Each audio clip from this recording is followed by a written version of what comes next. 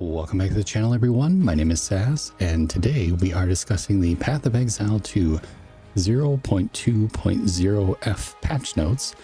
Were just released this evening. I'm quite excited about this one. I've got a bunch of different changes to go through. Not a ton, definitely not as many as 0.2.0, the base update that they did about a week ago. But we do have some really cool stuff coming, like respecking ascendancy classes. There's some charm changes, in-game changes, crafting changes, totems, light stun changes, player changes, a whole bunch of just random stuff, and also some adjustments on some more monsters as well. So very excited to dig into those today. And don't forget to check us out over on Twitch. Best way to support the channel is to drop a sub over there, or you can sign up to the Patreon as well. Of course, everything is linked down in the description below. Well, without further ado, let's dive on in and let's see what's changed.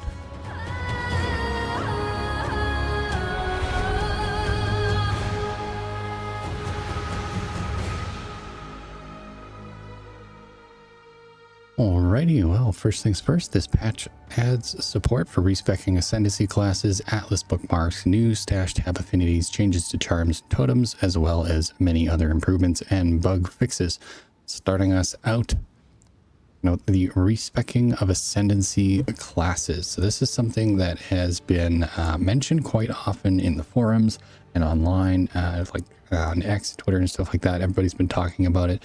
I heard a lot of discussion even within my friend groups and stuff about being able to respec your ascendancy class, because once you choose it, you're basically stuck in on that choice. And if you want to redo your ascendancy, pick something else, you basically have to create an entirely new character and then level that up to the point where you can pick your ascendancy. Now, the worst part about it is that you don't really know what ascendancy you're going to get unless you look it up online on like the Path of Exile website, or if you have like a friend who tells you about it, or if you watch my channel and check out some of the updates and stuff that I do, or anyone else's channel that does Path of Exile updates.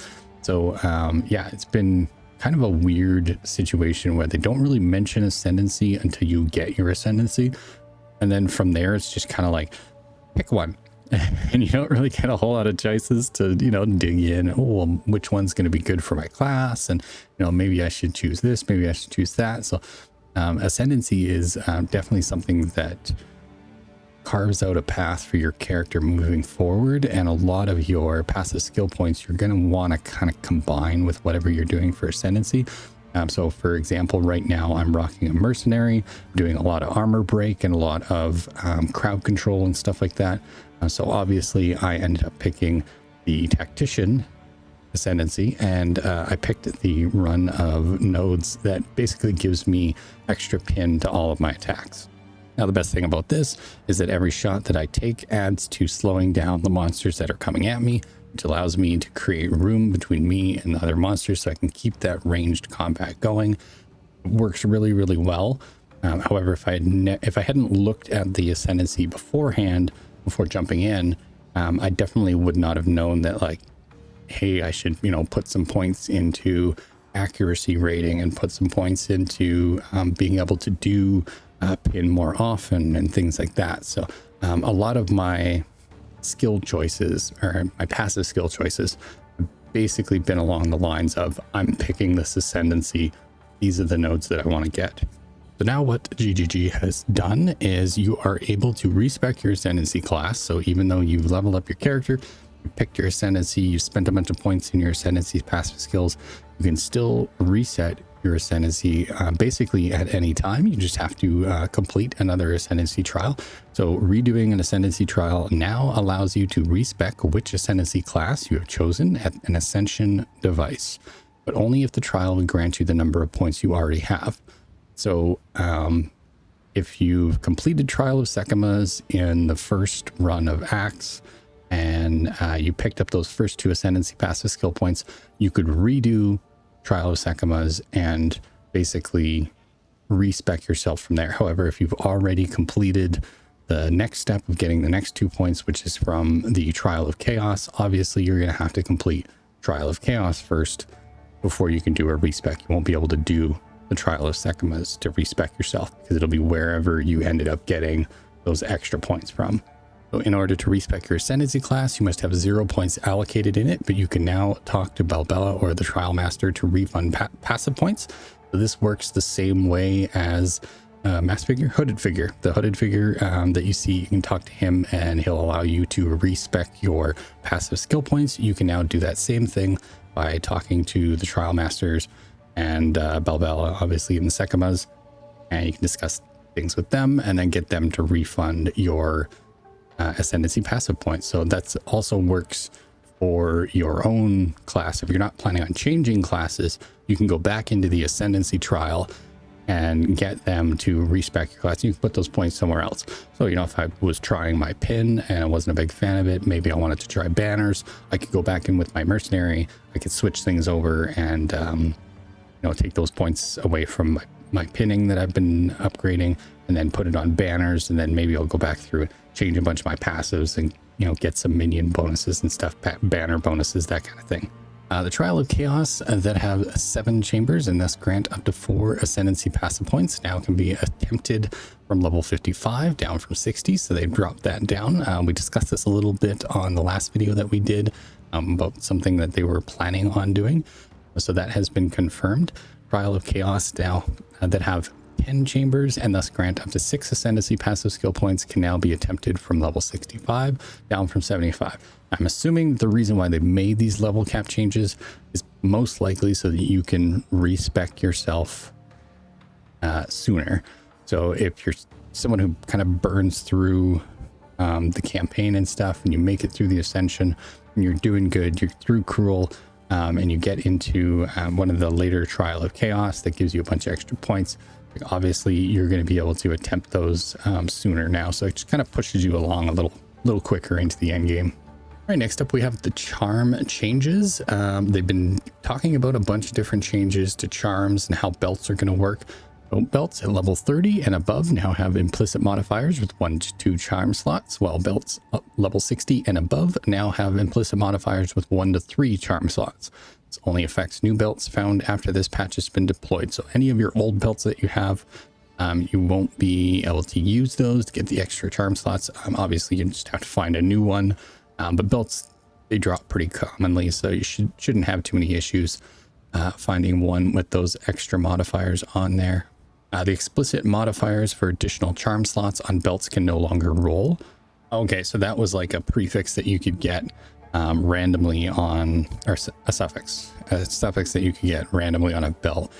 So now that's not random. It will be on every belt from level 30, 60 and onwards. The Xerxes Genesis and Ingenuity unique belts no longer have additional charm slot modifiers, though existing versions of these items are not affected. Oh, interesting. Oh, that makes sense because they gave you extra charm slots anyways. So that shouldn't change anything. Although the nice thing is, I'm not sure what level Xerxes Genesis and Ingenuity are accessible at. So if they're accessible before level 30, then finding those unique belts, or having them beforehand, I guess I should say, having them beforehand, having already found those belts is actually going to be a boon to you because you'll be able to get extra charm slots before level 30. So pretty cool. Haven't found either of those yet, so I'm not sure.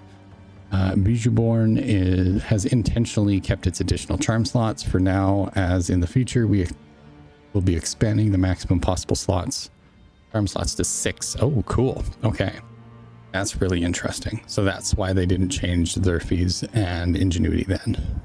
Pretty cool. Up to 6 charms. That's a lot of different charms that you could get. But it kind of makes sense because they're making a lot of the detriments and stuff like that. So I'm getting frozen, getting shocked, getting slowed. All those things are quite a bit stronger now. So it makes sense that they would want to keep expanding charms and allow you to kind of mix and match and find ways to avoid that if it does pop up. Massively increase the values on prefixes that restore life, mana, or grant guard when charms are used. You can update existing items to the new values with a divine orb. But this is a really nice change. So knowing that some of the prefixes like restore life, mana, grant guard, that kind of thing are actually, going to get tweaked and messed with is nice. I'll be looking out for those for sure on, especially on the charms. All charms but the golden charm have had their maximum charges halved and their charges per use halved, making them refill more quickly. Oh, interesting. Okay. The base duration of the stone charm has also been increased from 2.5 seconds to 3 seconds. Yeah, because charms, they worked once and then that was it basically until you had a chance to recharge them. So it was good to get you out of a situation where you might get frozen or stunned or something like that. It was really nice that they would activate and protect you from that, but it only would happen once and then you'd have to wait like 15, 20, 30 seconds, however long for that to charge up. So that is nice to see. And the little buff to the stone charm as well, increasing that protection time to 3 seconds. That's nice to see. Good little change there. So a bunch of little changes to charms and belts obviously as well. So yeah, I'll definitely be keeping an eye out for those. Right, next up, we have new stash tab affinities. Woohoo! They added some stash tab affinities for the following categories of items. So this is in your stash tab settings. You can go in and you can select certain affinities. So basically, it only allows those types of weapons or those types of items specifically to be placed into a certain box. So if you specifically want, let's say, one tab to be weapons, another tab to be armor, and then another tab to be like runes, something like that, which they call socketables here. You can do that, and then basically you set those affinities, and then no matter what stash tab you decide to put things into with your quick click, the control click, by doing that now, if you have those affinities activated, the items will actually shift from one tab into the proper tab. So you don't have to jump around from tab to tab and place things in manually like we were doing before. They've tweaked that a little bit and also added a bunch of the new affinities, so that'll just make it a lot easier for you. So as mentioned before, they've added socketables, they've added fragments, which includes tablets and trial keys. That's really cool. Tablets was something that I was kind of like, what do I do with these? Like, I was getting a whole bunch of them and like just kind of tossed them in a corner in one of my random boxes. So it'd be nice that I can set like socketables and fragments maybe into one of my bigger boxes and just get things to kind of shift over that way. And obviously I don't have to like manually place everything anymore, so it'll just suck everything into that one stash tab. And they're also adding for breach, expedition, and ritual, which are some of the end game mechanics. Haven't quite gotten into end game yet, so I'm not 100% sure what all of those do, but I'm definitely excited to check them out. Nice to see that we have to do affinities for the stash tab. So right, next up is Atlas bookmarks. This is something that I've seen a couple of people talking about. We talked about it a little bit on the last video. There's been some discussion about how the Atlas is a little bit hard to get around. You lose track of things. People kind of get lost.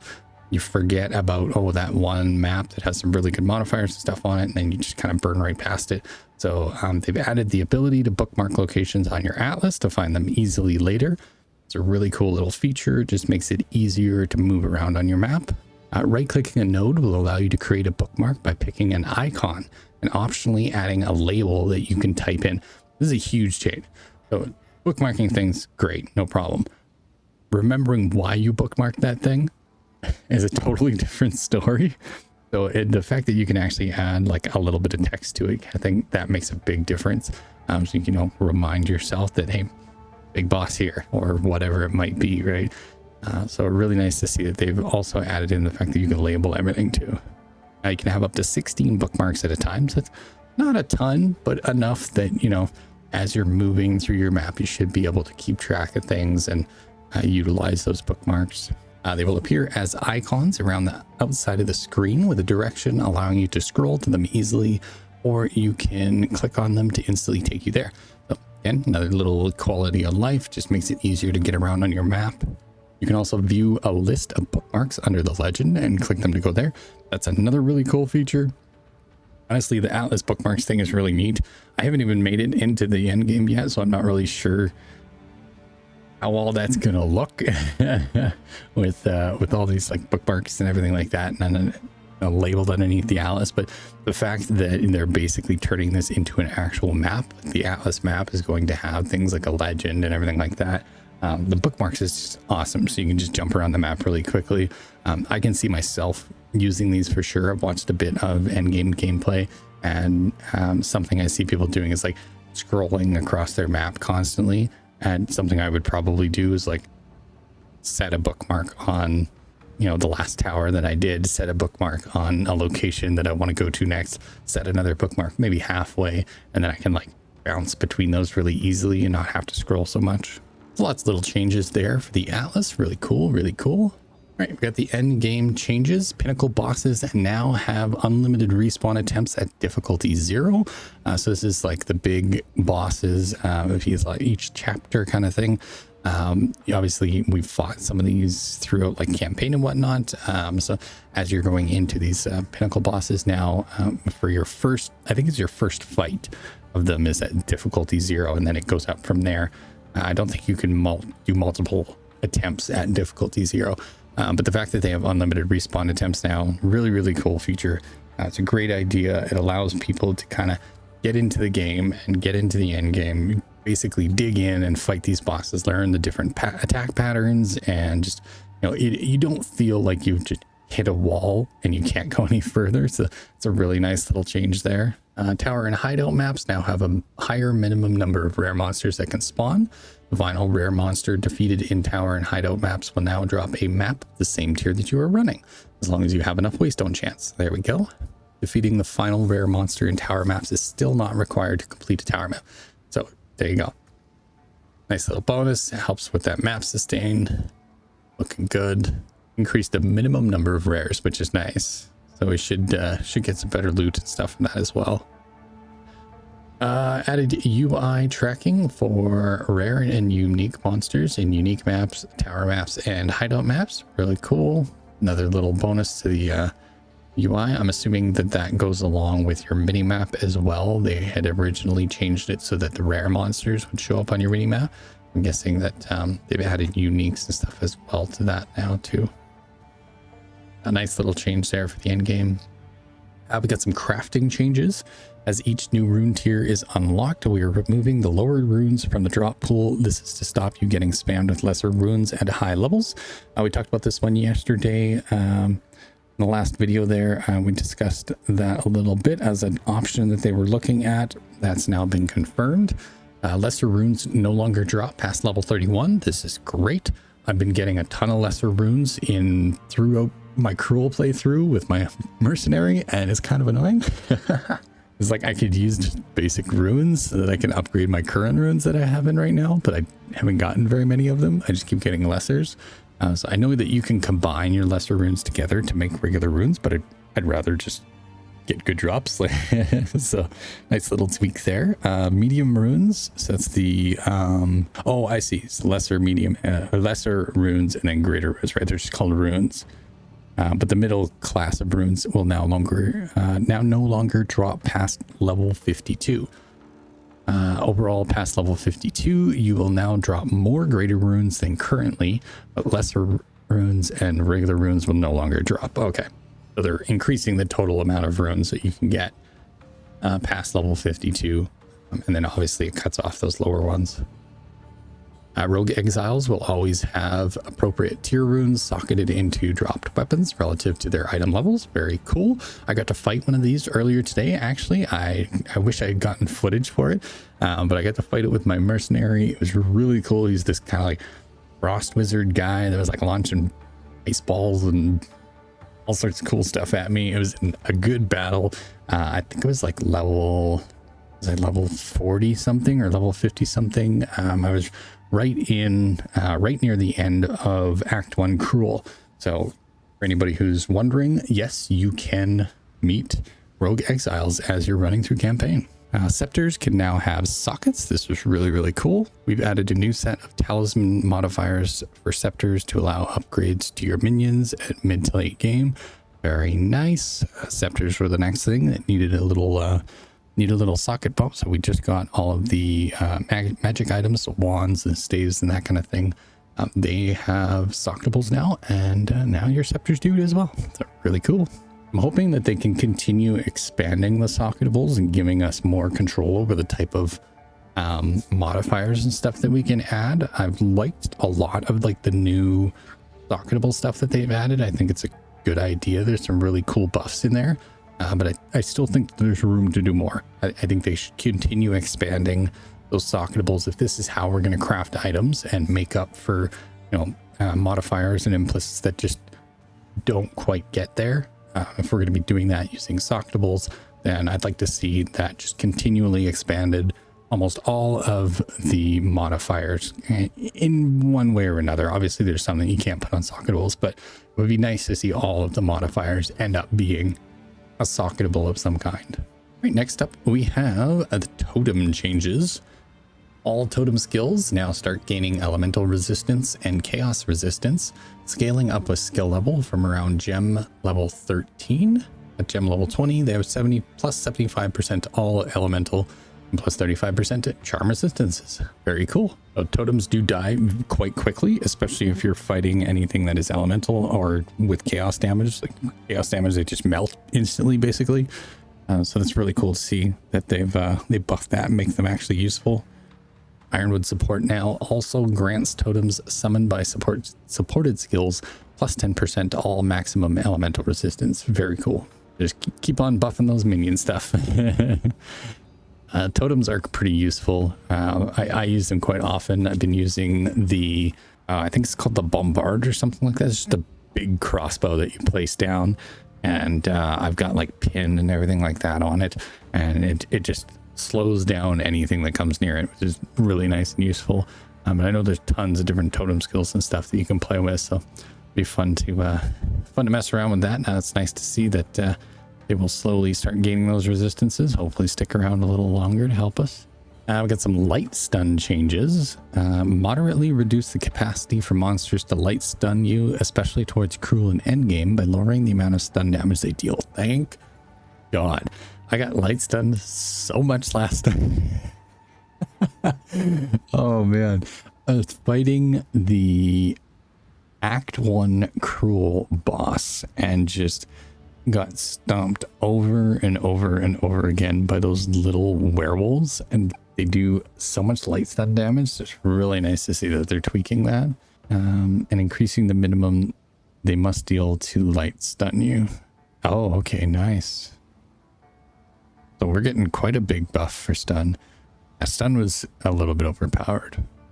Additionally, elemental chaos and ranged stun damage has been penalized even further, so you're less likely to get stunned by random stray projectiles and other things of the sort. Very nice. Always a pain in the ass when you just get stopped in your tracks by something you didn't even see. These changes don't affect light stuns dealt by players. Okay, so we can still light stun things. Very cool. We've added a cluster to the passive skill tree near Chaos Inoculation that allows you to invest into a heavy amount of stun and ailment threshold based on your energy shield. We'll be adding more stun mitigation later around the tree, notably in the dexterous section. So again, just adding more ways for you to manage those ailments and the stun and everything like that. So very cool to see adding more stuff like that to the passive skill tree.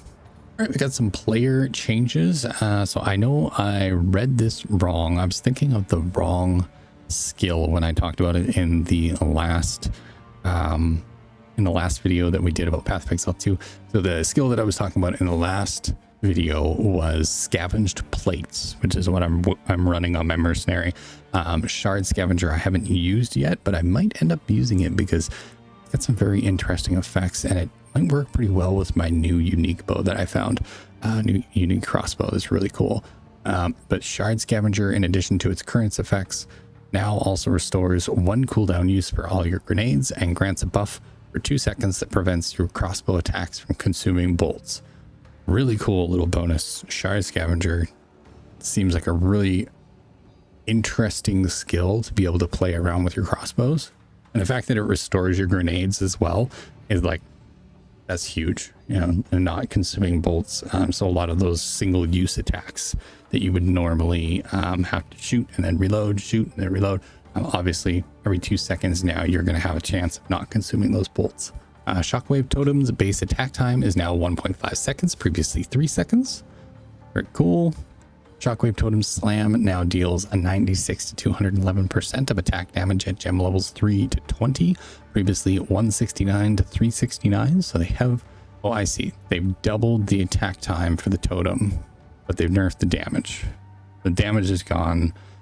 It's gone down by quite a bit, but that doubled attack time should help big time. While the jagged ground eruption damage is unchanged. Okay. Quality now provides 0 to negative 0.2 seconds to totem-based attack time, previously 0 to 0.55 seconds. Okay, cool. So a little bit of a nerf there for quality. Frozen Locust can now be used while using other skills to interrupt what you're doing, similarly to dodge roll, though it does not allow you to dodge incoming hits. Oh, interesting. Now we use while using other skills to interrupt what you're doing. But like cancels it out? That's strange. You will now shield bash if you release raise shield after blocking a hit from a faraway attacker. If there is a different enemy in shield bash range. Okay, cool. But wait, is this what I was talking about last night? Or was saying that the buckler needed disengage and then also engage or advance, I think I called it, or it was like it'd be cool if you could like step forward after blocking, so you could like parry and then step forward and gain a bonus. You will now shield bash if you release raise shield. That's really funny. After blocking a hit from a faraway attacker, if there's a different enemy in shield bash range. Yeah, so you can block a ranged hit and then punch some dude in the face with your shield. That's actually kind of cool. I like that. That's a really neat little touch. Storm Lance is now able to be supported by ground effect related supports. Cool. But I might actually end up using that on my Huntress. That's really good. Raised Shield is now able to be supported by concentrated effect. Oh, because of shield bash, right? Okay, cool. Fire exposure and lightning exposure supports have had their wording adjusted to make it clear that their effects apply to any target, not just enemies. This is not a functional change, this is just a clarification of wording. Whirlwind Lance and the Whirlwind keyword hover now clarify that the Whirlwind's collapse deals melee damage. Okay. Oh, I see. Not a ranged attack, it's a melee attack. Okay. Which does make a difference if you're, depending on what you're speccing for your passives. Improved the visual effects of Ark's explosions on hitting a shark target. That's really cool. Seeing things happen and actually knowing what is happening is a really important part of the game. So making that that interaction between Ark and other shock targets that's evident, like that's always a good thing. And Glacial Lance is now able to chain off a terrain. Yay. Cool. So a couple little bonuses there for the Huntress. Right, we have improvements and other changes. Added an equipped gems section to the gem cutting interface to make leveling up cross-class skills gems more convenient. So we talked about this in the last video as well. And obviously it's confirmed this time around, so really cool little addition there and a little quality of life thing, which makes it easier for leveling up. Before they had like a little exclamation mark beside them, so you could kind of sort of tell which gems you were upgrading. But obviously if you're using any of the skills from like a different class or something like that, you got to kind of bounce around to be able to upgrade those. So now they'll all be in just a nice convenient little box that'll show all of the gems that you have equipped. So nice little change there. Added rarity borders to items available to purchase from vendors. Really cool. Makes it that much easier to find things. Something that's kind of a pain in the ass. I use you hit Alt to highlight whether something has a gem slot. So that's something that I do quite often. So being able to have that for like rares and I don't think you can buy uniques from vendors, but for having rares and magics, that's actually really nice to know. Greater Rune of Tithing now provides 1 to 100 lightning thorns damage when socketed in armor, previously 1 to 10. Holy crap. 1 to 100 lightning thorns.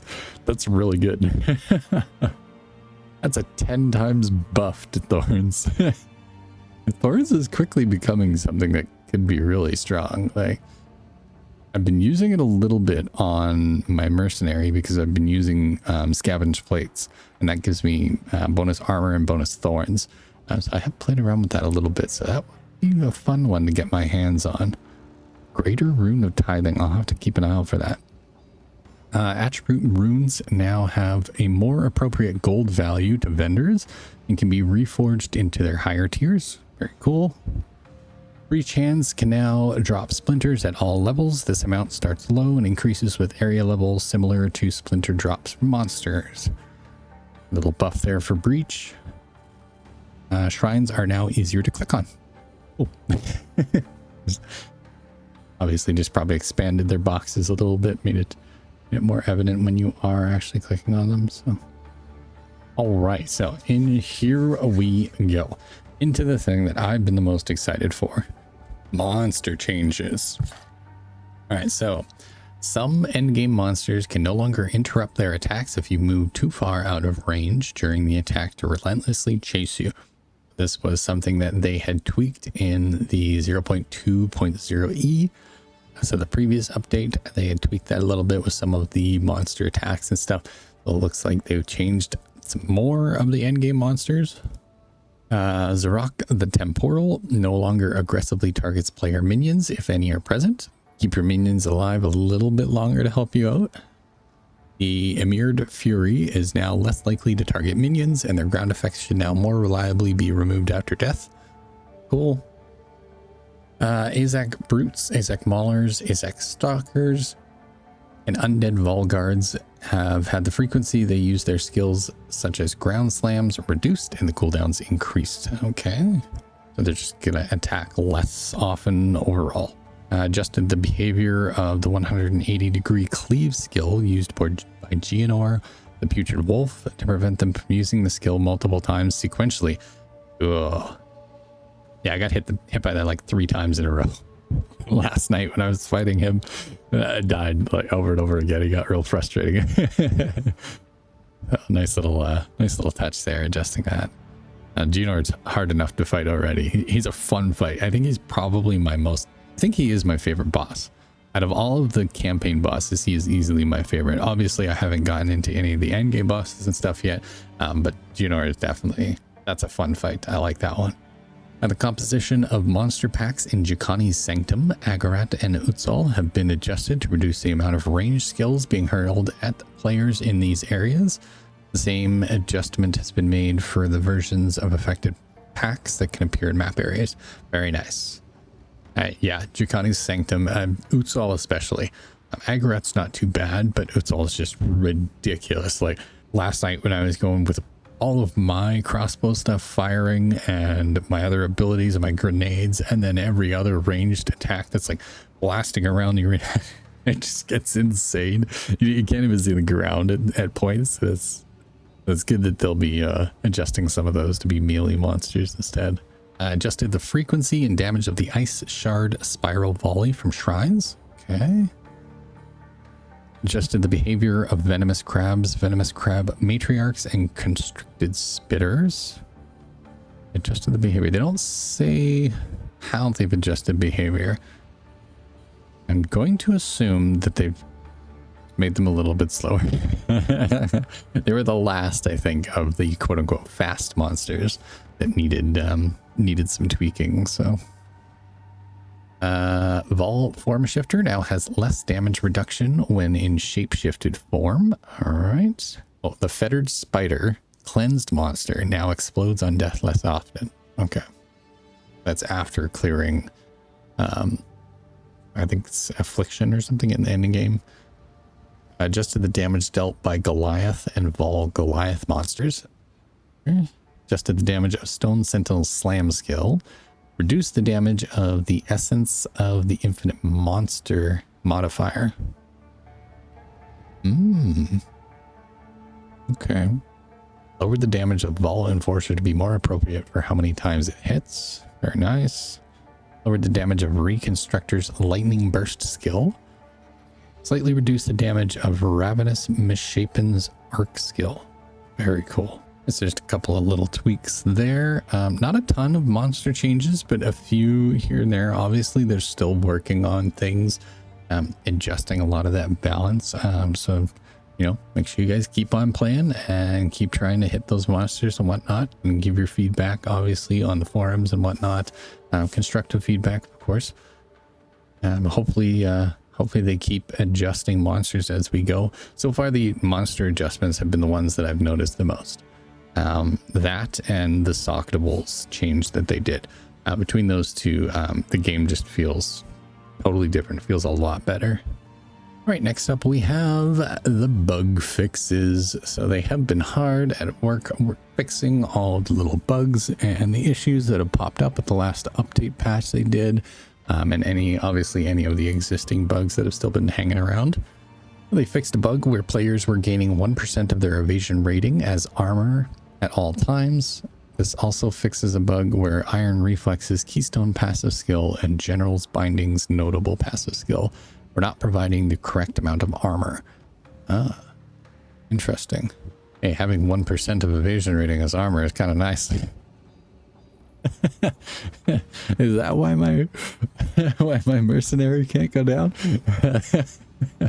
1% is pretty minimal, but it's enough to reduce some damage for sure. So fixed a bug where Ripwire Ballista and Dark Effigy were not displaying totem specific stats such as totem life in the skill panel.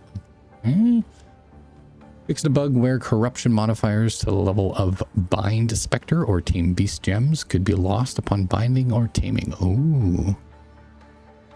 Interesting. I'm glad they fixed that. I haven't quite got to Tame Beast with my Huntress yet, but that's something I'm definitely looking forward to.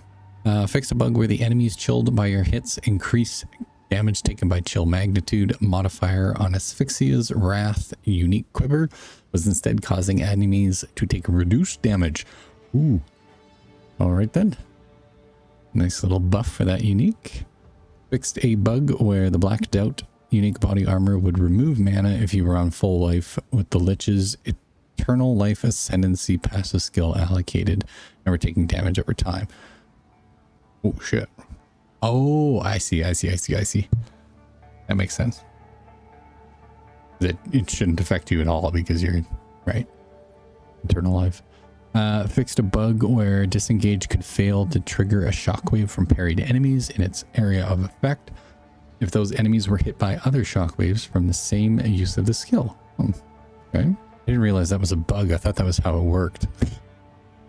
I'm glad that was a bug. I'll have to test that out later tonight. Fixed a bug where drain elements was not granting immunity to the consumed ailment, was not triggering other consumption effects like shard scavenger. Okay. Fixed a bug where drain ailments support would only consume a single copy of the chosen ailment in cases where the target had multiple copies applied to them. Cool. Fixes. Fixed a bug where Embitter support didn't apply to damage that was gained as extra damage of the same type as it originally was. Makes sense. Fixed a bug where Firestorm was not triggering Shard Scavenger when consuming ignites.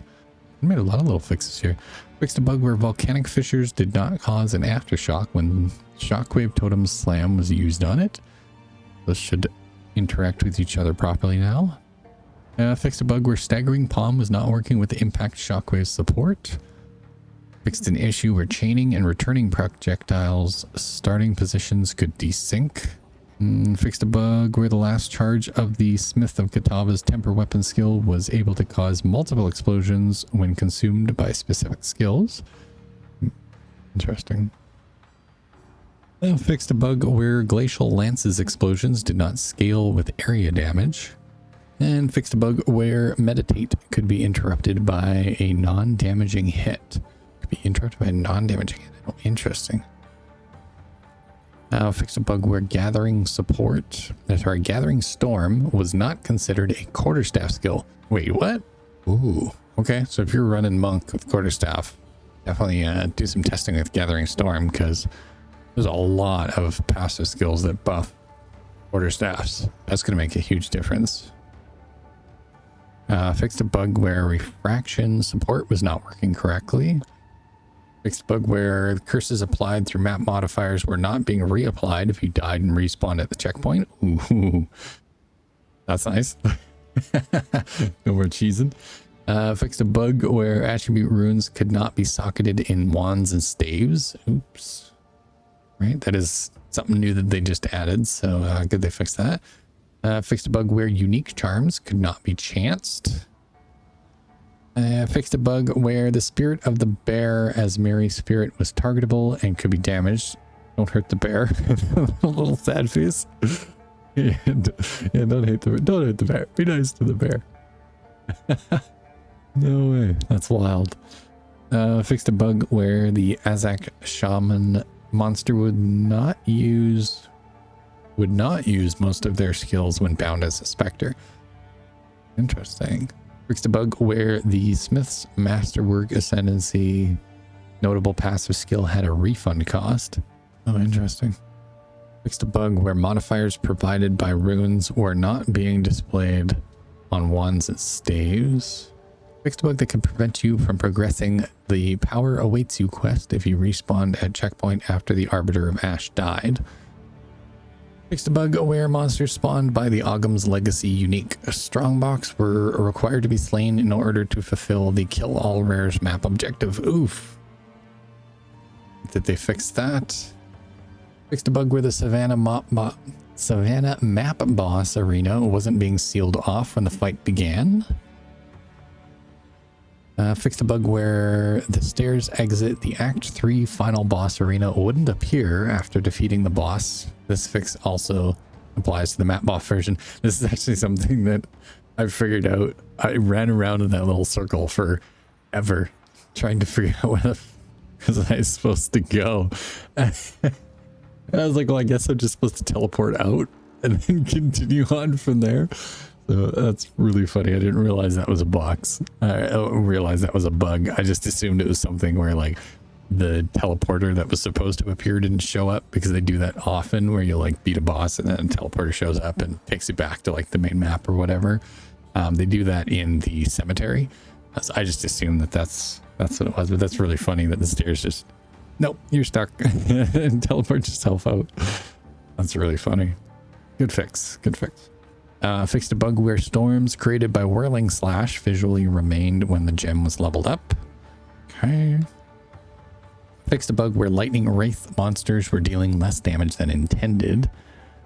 Fixed an issue where one of Rafik of the Frozen Springs attacks was dealing significantly more damage than intended. Fixed a bug where Skeleton Spriggans would just push you instead of actually using their melee attack. Show you around the map. Fixed a bug where the Chimeral Wetlands could sometimes have a blocked path. Must have been when they tweaked the maps the other day. Fixed a bug where the map pin for Igniduck? I think that's what it was, Igniduck. The Bog Witch did not update properly on the world map after using the Gem Crust skill. Jeez, why can't I say that word? The Gem Crust Skull in Cruel difficulty. Holy crap. Yikes. Say that 10 times fast. Gem Crust Skull. Gem Crust Skull. Fixed a bug where Ball Lightning could not be supported by chain support. Huh. Handy. Fixed a bug where Perpetual Charge was enabled to support Whirlwind Lance. Okay. Fixed a bug where channeling Meditate would show an unrelated buff icon. Fixed a bug where Jagged Ground used the incorrect debuff icon. Fixed 3 client crashes and fixed 3 instance crashes. Very nice to see. Well, there we go. That is everything for the newest 0.2.0F patch notes. Yeah, lots of really good changes. I think the respecking Ascendancy is probably one of the biggest ones. It's something that everybody's been talking about for a while. UGG kind of mentioned that they didn't really want to do it, so it's nice to see them add that in.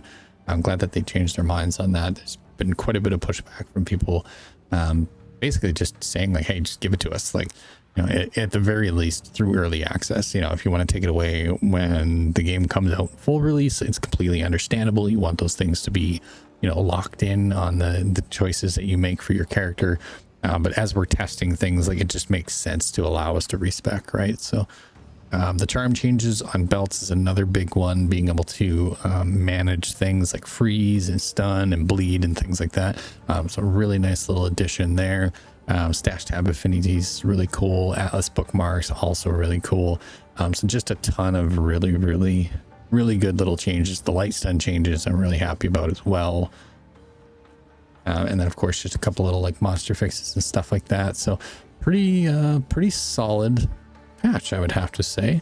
Pretty solid indeed.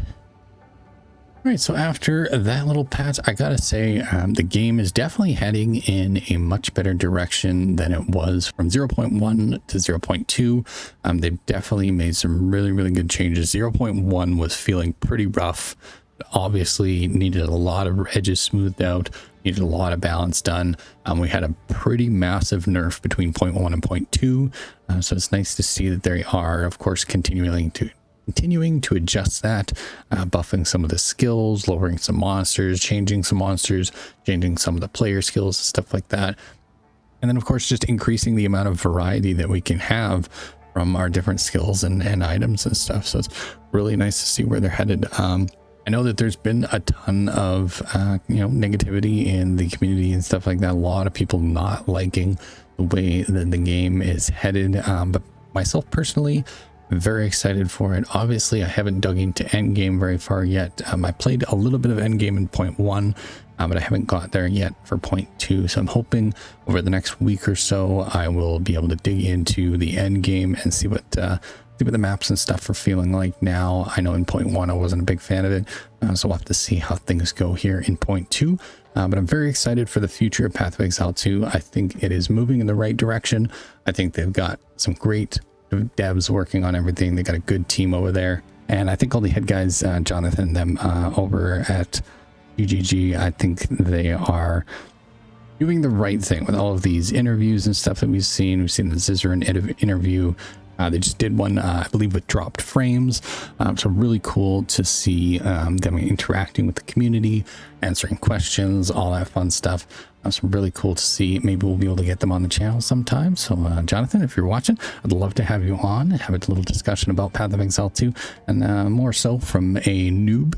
I guess you could call me. I'm not a Path of Exile 1 gamer. I didn't play it very much when I was first starting out. So basically just coming into Path of Exile 2 pretty much with fresh eyes. But yeah, if you ever want to chat about that, I'd love to have you on. But that's about it for us today. Thank you all for watching. I appreciate you guys hanging out. Thank you everyone who's been hanging out over on Twitch with the live streams and stuff. We will be back for another live stream pretty soon here. If you haven't yet, make sure that you give us a follow over there. Check us out over on Twitter/X at SASS Entertainment. If you'd like to support the channel, the best way to do so is to sub over on Twitch, or you can sign up to the Patreon, of course. We also have that all down in the description down below. And if you'd like to check out all of these patch notes for yourself, I also have that link down there as well. So you can click on that, check them out, and go through everything in case I happen to have missed something, or if they changed something from the preview to the release. But yeah, that's all we have for you today. Thank you guys for hanging out with us once again. My name has been SASS, and this has been another Path of Exile 2 update. We will see you all next time. Happy hunting, survivors.